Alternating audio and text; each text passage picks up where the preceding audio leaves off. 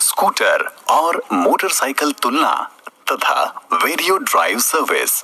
Castrol super mechanic academy में आपका स्वागत है। अगले 12 मिनट में आप ये जानेंगे कि बाइक की तुलना में स्कूटर में क्या भिन्नताएं हैं। स्कूटर में वेरियोमेट्रिक ट्रांसमिशन और फाइनल रिडक्शन की सर्विस कैसे की जाती है। जैसा कि आप जानते हैं कि आजकल स्कूटर ग्राहकों में ज्यादा पसंद का वाहन होने जा रहा है। मोटरसाइकिल और स्कूटर में सर्विसिंग के लिहाज से बहुत सारी समानताएं हैं। आप लोग ज्यादातर स्कूटर्स और बाइक्स की सर्विस और पीरियोडिक मेंटेनेंस करते हैं। Engine, transmission, brakes, electrical, suspension, steering और व्हील्स की सर्विसिंग की जाती है। स्कूटर में मोटरसाइकिल से कुछ बातें अलग होती हैं, जैसे कि स्कूटर की पेट्रोल टैंक सीट के नीचे कवर्ड होती है, जबकि मोटरसाइकिल की पेट्रोल टैंक ऊपर और खुली होती है। इस वजह से मोटरसाइकिल टैंक में गर्मी की वजह से पेट्रोल की भाप ज्यादा होती है। इसलिए BS4 मोटरसाइकिल में EVAP दिया गया है, जबकि ज्यादातर स्कूटर्स में EVAP नहीं है। मोटरसाइकिल का इंजन खुला होने से वो ज्यादा गर्म नहीं होता, जबकि स्कूटर का इंजन ढका होने से ज्यादा गर्म होता है। इसलिए स्कूटर का इंजन ऑयल अलग होता है और उसमें ज्यादा गर्मी सहने की क्षमता होती है। मोटरसाइकिल में मल्टीप्लेट वेट टाइप क्लच होता है, जबकि स्कूटर में सेंट्रीफ्यूगल क्लच होता है। मोटरसाइकिल ट्रांसमिशन में गियर बॉक्स और चेन ड्राइव होता है, जबकि स्कूटर में वेरियोमेट्रिक ट्रांसमिशन होता है। मोटरसाइकिल में गियर शिफ्ट पैडल और क्लच लीवर होता है, जबकि स्कूटर में इसकी जरूरत नहीं होती है।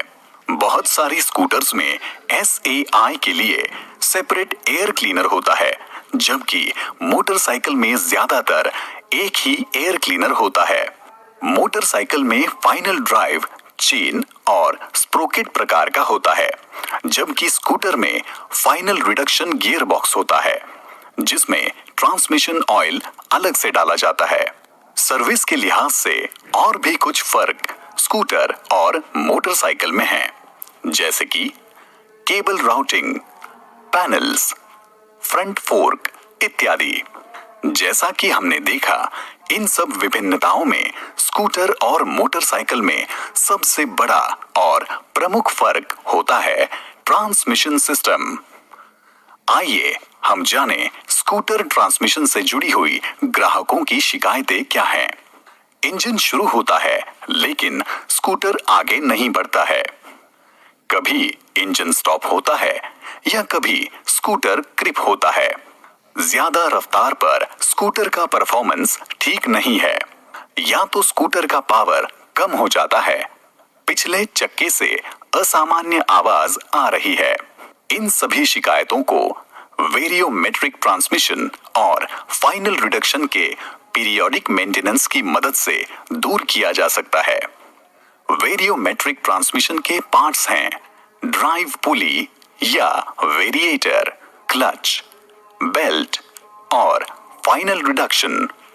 ग्राहकों की शिकायत की छानबीन और उनको दूर करने के लिए जब हम वेरियोमेट्रिक ट्रांसमिशन खोलते हैं तो हमें ये खराबियां नजर आती हैं, जैसे कि ड्राइव बेल्ट घिसा हुआ है या क्रैक है, वेरिएटर रैम्प प्लेट में खराबी है, क्लच शू में खराबी है, क्लच शू स्प्रिंग टूटा हुआ है, क्लच स्प्रिंग कमजोर है, वेरिएटर वेट रोलर घिसे हुए हैं या पुली फेस खराब है।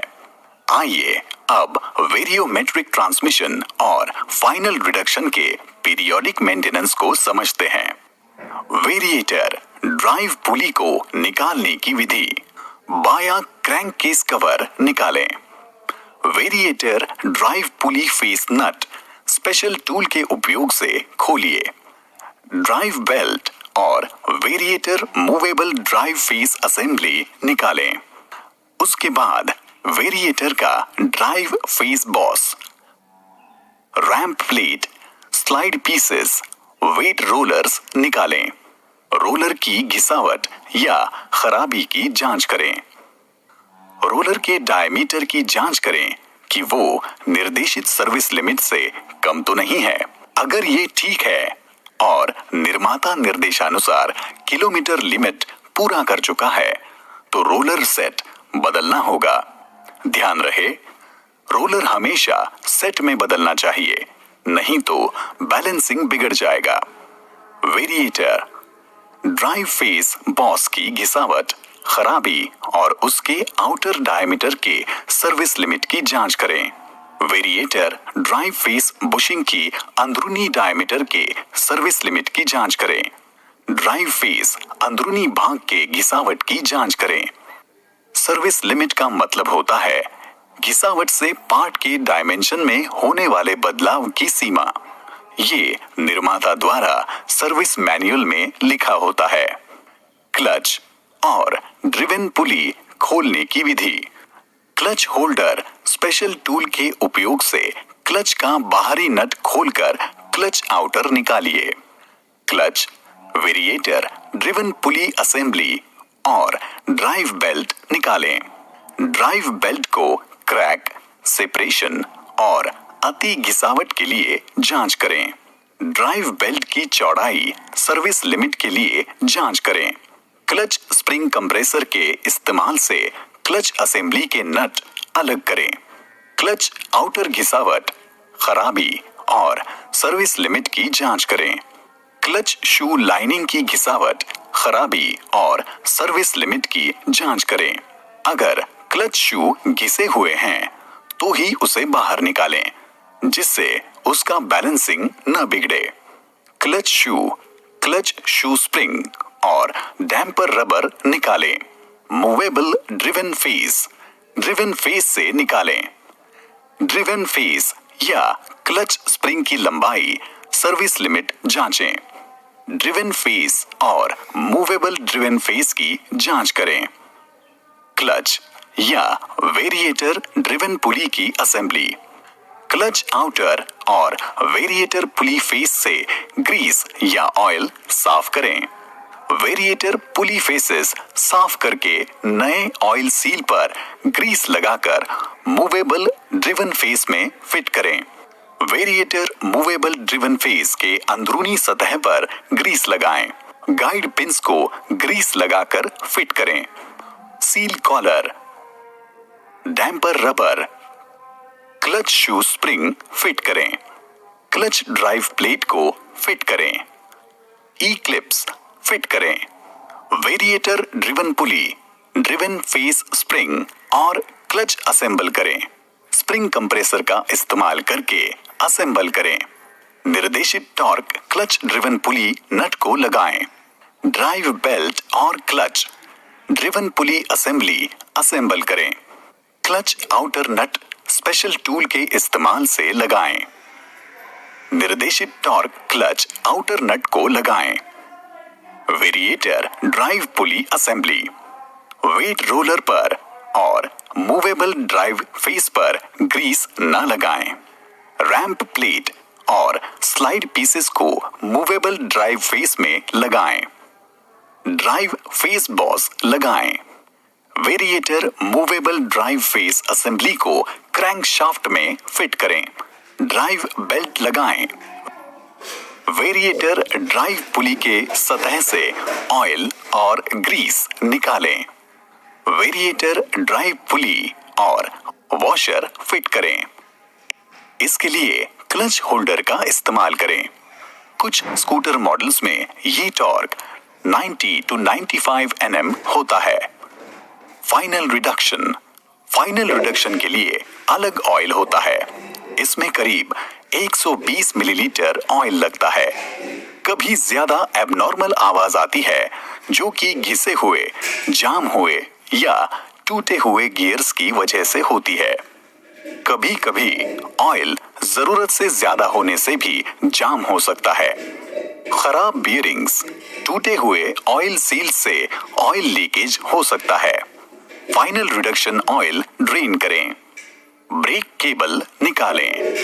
व्हील स्पीडोमीटर सेंसर निकालें। ट्रांसमिशन केस को बाहर निकालें। काउंटर शाफ्ट गियर को निकालें। फाइनल ड्राइव गियर शाफ्ट को निकालें। काउंटर शाफ्ट को निकालें।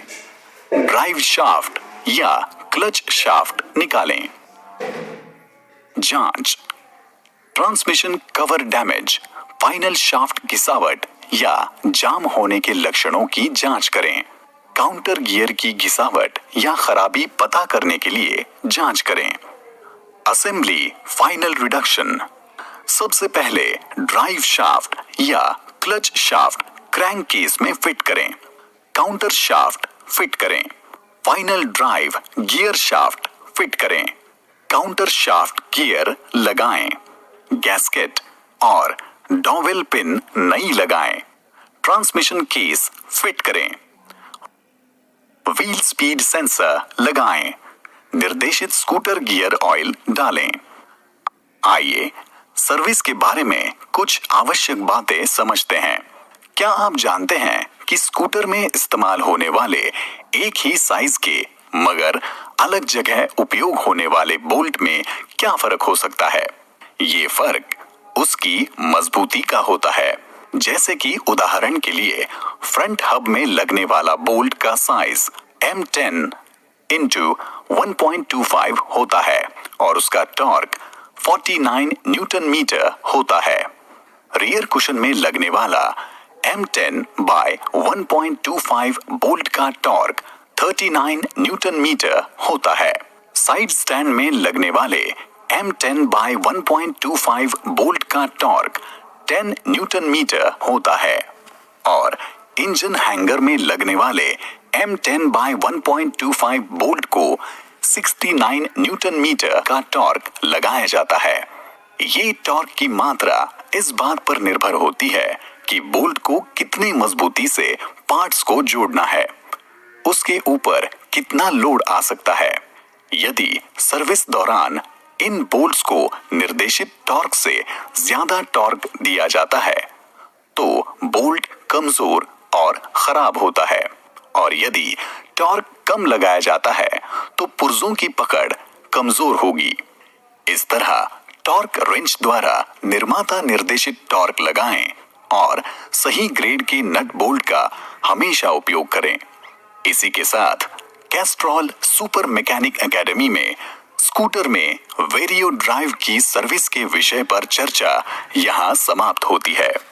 हमें उम्मीद है कि आप स्कूटर में वेरियो ड्राइव की सर्विस के बारे में अच्छी तरह से समझ चुके होंगे और इस जानकारी को अपने काम में लाकर आप अपने ग्राहकों की मदद और अच्छी तरह से कर पाएंगे।